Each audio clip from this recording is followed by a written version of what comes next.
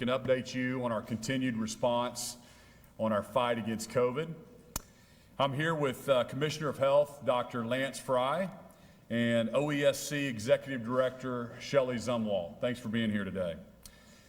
Oklahomans have come together in an incredible way over the past 30 days to slow the spread of COVID-19. Also, across the state, more people than ever are following our 3 W's. They're washing their hands, they're watching their distance, they're wearing a mask. You know, I want to thank Oklahomans for choosing to make personal sacrifices to protect their loved ones and neighbors from COVID-19. My 3 goals have been the same since March, and that was to protect the health and lives of Oklahomans, number 1. Number 2 is to keep our businesses open safely. And number 3, to keep our kids in school safely. Over the last few weeks, the 7-day average of new cases has been relatively stable. We have it up on the screen there. We're actually at 3,058 cases on a 7-day average today, and we were at 3,002 about 2.5 weeks ago on November 23rd. Over the last 4-day average, we've had a 2,200 cases per day. But let me be clear, these cases and these numbers are still too high. However, the data shows what Oklahomans are doing is making an impact. Today is 2 weeks after Thanksgiving, and I am cautiously optimistic that we've started to flatten the curve and our trends are moving in the right direction. Earlier this week, I met with doctors and nurses from hospitals in the Oklahoma City and the Tulsa areas. We had a no-holds-barred conversation with leading doctors and nurses and ICU nurses from right here in the central region. I did a lot of listening. I want to thank them for coming in and speaking with me. And I heard stories about ICU nurses that are FaceTiming with families before they intubate a patient. When that happens, they're usually in that situation for a week or 2 weeks, and it's just heartbreaking. And I'm telling you, our nurses, our doctors, they're exhausted. They have been fighting this since March. They need our help more than ever right now. They've added capacity. They're working extra shifts, and the overall theme, they're tired. Our healthcare workers are heroes in this fight against this virus. Their stories are real, and they need our help. If you don't think COVID-19 can affect you or your loved ones, I'm here to tell you it can affect anybody at any time. So now is the time for us to do more in our fight against COVID-19. A vaccine is on its way, but it's not here yet. So I'm asking Oklahomans to join me together for another push so we can get to the light at the end of the tunnel. So let's talk about how we get there. I'll be issuing an executive order with a few things to step up our fight and bring our cases down. Attendance at youth indoor sporting events will be limited to 4 spectators per participant, or 50% of the building's capacity, whichever is lower. Public gatherings are limited to 50% capacity unless the local health department has granted an exception.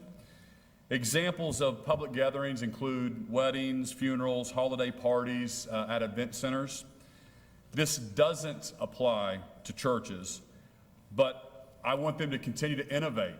You know, most of the churches that I've talked to are checking temperatures before the kids go into nursery. Their workers are wearing masks. I encourage them to continue to innovate, continue to do that, continue to offer online options every other row, just like all of our businesses are doing at this point. We need all Oklahomans stepping up the effort to help our healthcare workers in this critical time.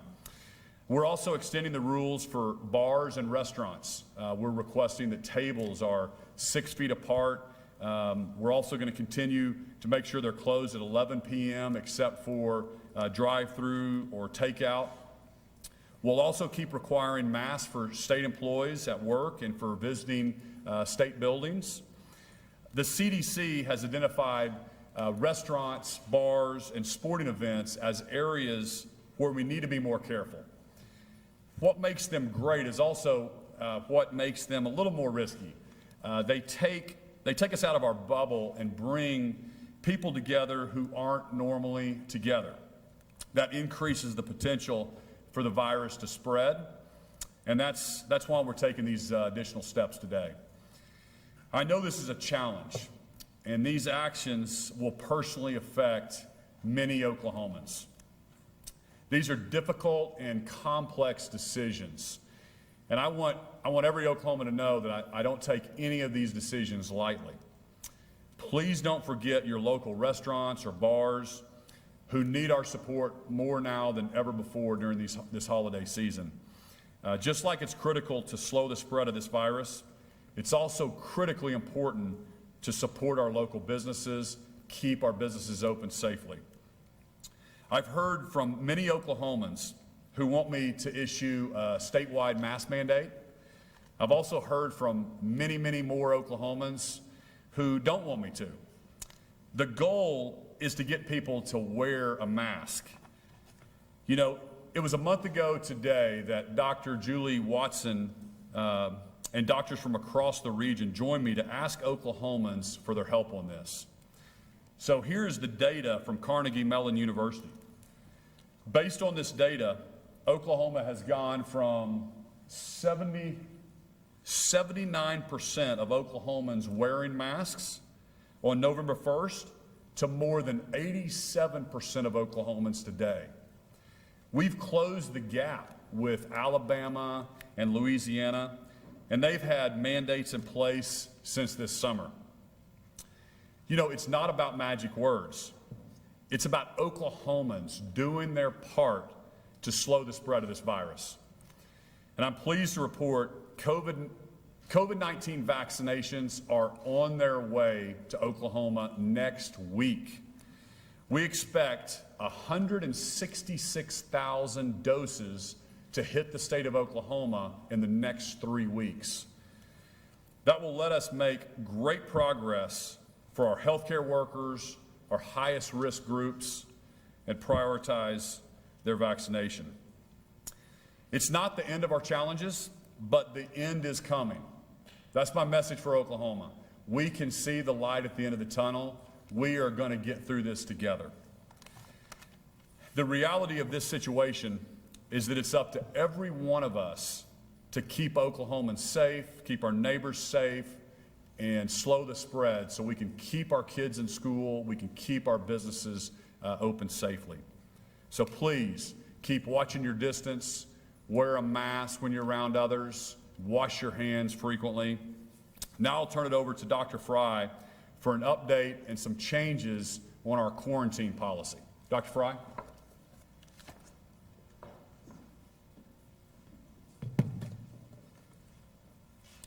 Thank you, Governor Stitt. As you all know, our COVID numbers had been increasing in our state prior to Thanksgiving. That led us to appeal directly to Oklahomans to do more to protect themselves and their loved ones during the holidays. You heard the governor say this, I'm going to use the same words. I remain cautiously optimistic, but I'm happy to report the numbers have remained relatively stable since Thanksgiving. It looks like most Oklahomans did their part, and I want to thank you. Keep it up. The vaccine is coming soon, but we have to remain vigilant. We ask you to get tested, and we performed more tests in our state than ever before, and our capacity remains strong for continued testing in the state. I want to encourage you to continue testing. If you think you've been exposed or are traveling for the holidays, please get tested. Research shows us that the 3 W's, particularly wearing a mask, can help prevent the spread of COVID-19 in Oklahoma. I'm extremely proud of our public health and healthcare workers on the front lines and how much of themselves they have given to this response. In public health, we're all about protecting health and preventing disease. However, like Governor Stitt said, we need to do more to reduce the cases and provide some relief for our hospitals and healthcare workers. I talk to our healthcare professionals every day. I know that they're on the front lines and they're exhausted. They're working day and night to give care to our sickest Oklahomans. That is why we're announcing additional steps today. We all must continue to do our part to slow the spread of COVID-19. In addition to today's executive order, I'd like to provide some guidance on actions Oklahomans can take to slow the spread of the virus as we come into the holiday season. As you celebrate, consider gathering virtually or with members of your own household. If you do gather with others, keep gathering small and ensure you have enough space to socially distance with 6 feet between each person. Gather outside if the weather permits. We recommend you wear a mask anytime you're around people who aren't members of your own household, and always wash your hands frequently. We can still all celebrate the holiday season in a safe and responsible way. I know it's hard to make these adjustments. I'm struggling along with you. Everyone is. But I can't overstate how important it is that we don't let our guard down now. I also want to ensure all Oklahomans are aware of the important changes that the CDC guidelines on quarantine. The new guidelines provide options to shorten quarantine. They still recommend 14-day quarantine if possible, but they give other options. One is to shorten it to 10 days or 7 days in certain circumstances. You can quarantine can end after 10 days without testing if no symptoms have been reported. You can test out after day 7 if you test and get a negative test and you don't have any symptoms, you can test out on day 7. We know that it can be difficult for many people to quarantine for 2 full weeks, particularly if employment or childcare issues won't allow for it. These new guidelines are intended to allow flexibility while keeping us safe and healthy. I want to stress that it's important to observe the quarantine period according to the guidelines to ensure the health and safety of your family and loved ones. We're very optimistic with the expected arrival next week of the vaccine in Oklahoma. But it's important to note that the vaccine is just part of slowing the spread. Your actions are making a difference. Every time you choose to follow the 3 W's, you're protecting those around you and yourself. You might even be saving a life. We're adding an extra W for 2021. Wear your mask, wash your hands, watch your distance, and wait for the vaccine. Don't let your guard down now. I'm going to turn it over to Director Zumwalt at this time.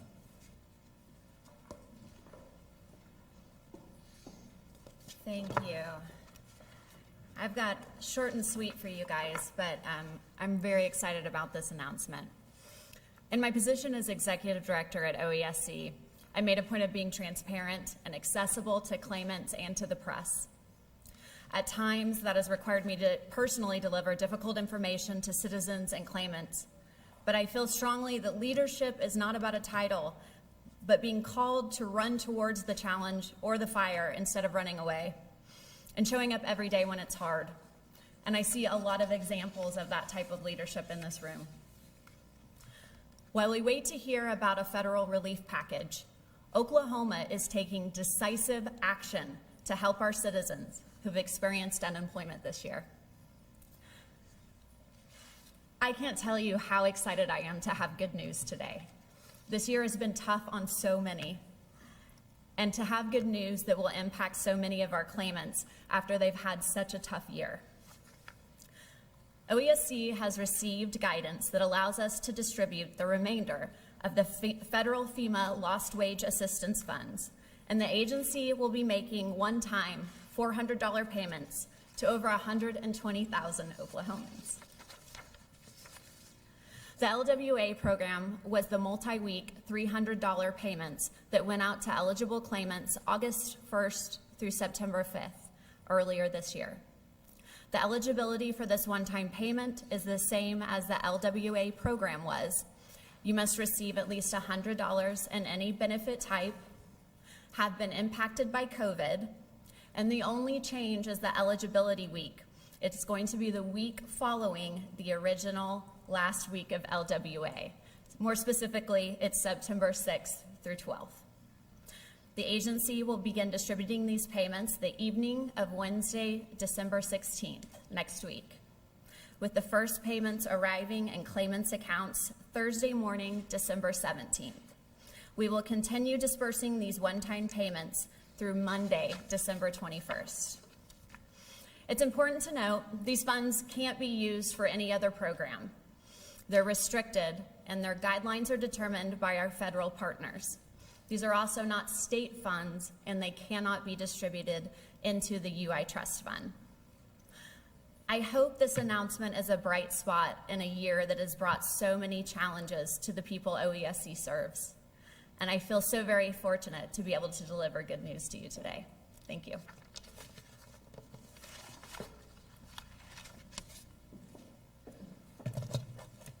Thank you so much. That's great news, Director. That's great. Thank you, Dr. Fry. To recap our three goals. Number one is our first priority has always been to protect the health and lives of Oklahomans. Number two is to keep our businesses open safely. And number three is to keep our kids in school safely. With those goals in mind, to recap, here's what we're doing. We're following the new CDC guidelines. I think that's a big win for Oklahomans, for working parents. At 7 days, you can test out. Limiting attendance at youth indoor sporting events to 4 spectators per participant or 50% capacity in the building. Limiting public gatherings up to 50% of capacity. Extending the changes for restaurants and bars. Continuing to require masks in state buildings. And getting additional money to Oklahomans who are still struggling to find a job. So I want to thank Oklahomans again for working together to slow this spread. I know this isn't easy, but we are going to get through this. We're all cautiously optimistic where the trend lines are, and getting the vaccinations in Oklahoma, 166,000 by the end of this month, is really going to be a game changer. So let me open it up for a few questions. I have a question for Dr. Fry. My question is on your vaccination phased-in approach. If someone is 65 years old and under but has underlying conditions, is there any way those individuals can be moved up on your list? So if they're 65 but do not have underlying conditions? No, that they do have. Oh, they do have underlying conditions. We had an independent board put together those guidelines for us. And interesting enough, they did that quite some time. We were one of the first states to get our plan in, so we did quite some time before a lot of the national guidelines came out, and they align with those guidelines. So I think they did an extremely good job. That's something that we still look at every day and consider. And I also want everybody to know that those groups, they don't have walls around them. Some of those will be done at the same time. And Deputy Commissioner Keith Reed's here if we need more information. But there are times where we're going to be doing some groups, some in one group and another simultaneously. So we're going to get shot. We get 1,000 doses. We're going to use all those doses. And if we don't have 1,000 frontline healthcare workers, we're going to give it to other people around. I mean, it's fluid. It's not necessarily as structured as it looks in diagrams. It's just we're trying to get that information out so people kind of know what to expect, but it's going to be very fluid. Question for Governor Stitt.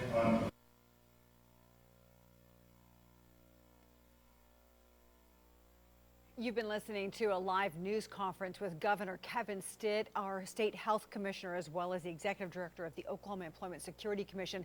Let me just recap a couple of the things that they were talking about. The governor saying that he is cautiously optimistic that we are starting to flatten the curve here in Oklahoma. He did say that he's going to encourage people to follow his So all of our executive orders last for 30 days, and then we'll reevaluate them as we're watching the numbers. And we're in constant contact, daily contact with our healthcare professionals across the state. Dr. Fry briefs me every single day. We talk every single day. So we'll watch really closely, and we want to lift those as soon as possible. But really, it's about hospital capacity right now. compliance are And people with the wearing masks hospitals compared to 79% really being just about a exhausted month and a half ago. at a point where Our state health commissioner was also saying that they're he's getting at encouraging people capacity. to gather And so virtually that's or in why I'm very, asking very small Oklahomans, that's why we're groups if you putting must these be make outdoors sense. if you can. He also said he added a W to the 3 W's, so now there are 4. In addition to wash your hands, wear a mask, and watch your different distance, he was saying that we should wait for the vax as number 4. Also good news for those who are unemployed. 120,000 Oklahomans may be in line for a one-time $400 check from the Oklahoma Employment Security Commission. You can go to their website, oesc.ok.gov, to find out more about that. We will have more on all that was said and the new developments in our state for you on our newscasts at 5 and 6 and 10 o'clock tonight, as well as our app and our website and our social media pages. Back to Rick. This has been a 2 Works For You special report. Stay with 2 Works For You and KJRH.com for continuing coverage. In my establishment, as long as I was selling further after 11 p.m., or was it your intention that those places shut their doors and have patrons exit by 11:01? I think it was that at 11 p.m. is when the alcohol would stop, and then they would start shutting their doors, yes. So just to be clear, people can stay in the establishment after 11 p.m. So long as they're not purchasing anything new. Is that correct?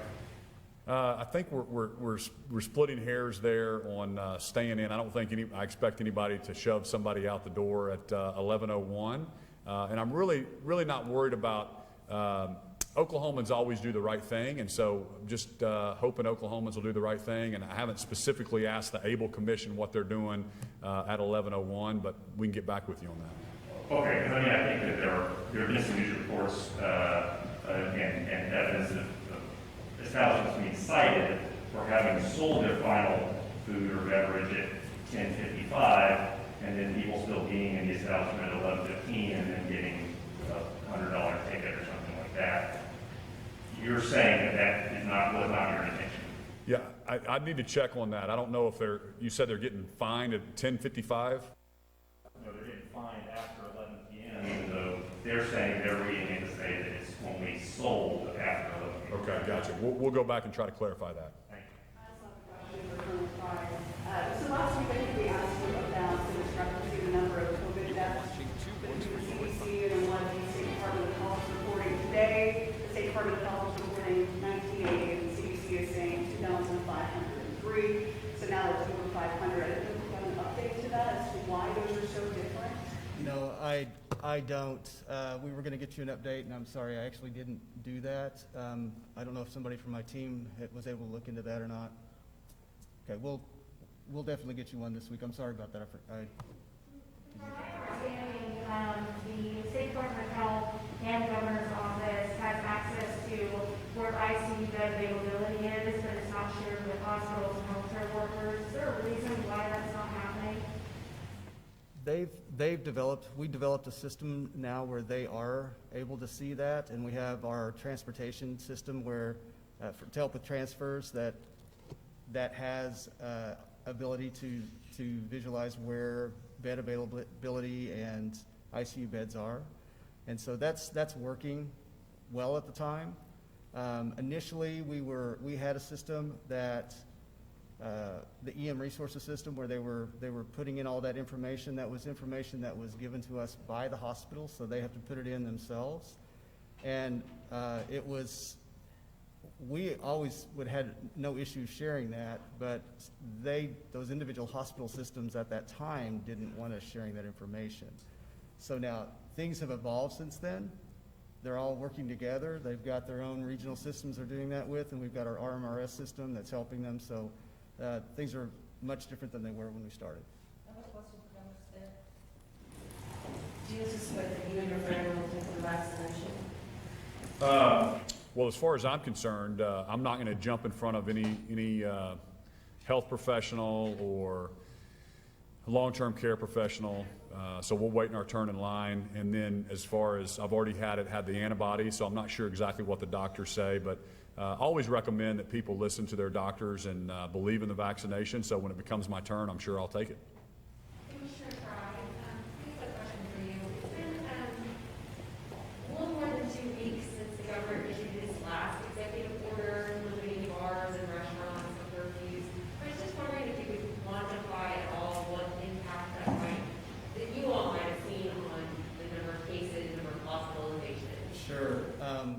think you can, I don't have, you know, a timeline with all those numbers on there, but I can just tell you in general, our numbers were going up initially. They were going up at quite an alarming rate for everyone. Those have plateaued, and again, I use the words cautiously optimistic, but we seem to be around the same level for the last several weeks. So I think that it really has helped. That and the messaging that we did with everyone to do the right thing over the holidays. It seems to be working, and we're very happy. We hope to bring it down more, and I hope that these new actions will, but I'm glad that it at least seems to have stabilized.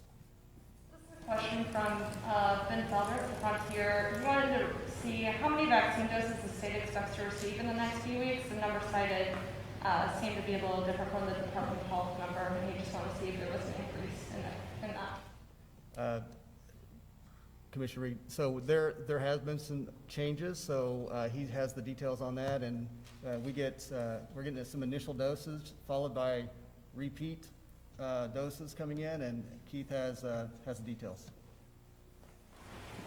Yes, sir. I'm Keith Reed, Deputy Commissioner, State Department of Health, and the governor is correct. What we're tracking right now is based on the information from Operation Warp Speed and the CDC, is that we'll receive just over 166,000 doses by the end of the month. A couple of those shipments are scheduled for the very end of the month, like December 30th. And then there is one other shipment that we're tracking that we don't have quantities on, so it actually could exceed that amount. But that is based off the current information we have. We are looking at 166,000 plus doses by the end of the month. When you say doses, do you mean doses for individuals, or some of those take 2 doses? So the way we are doing that, when I talk about 166,000 doses, that would represent the first dose for 166,000 individuals in Oklahoma. The remaining doses will come on subsequent shipment to provide them their second booster dose.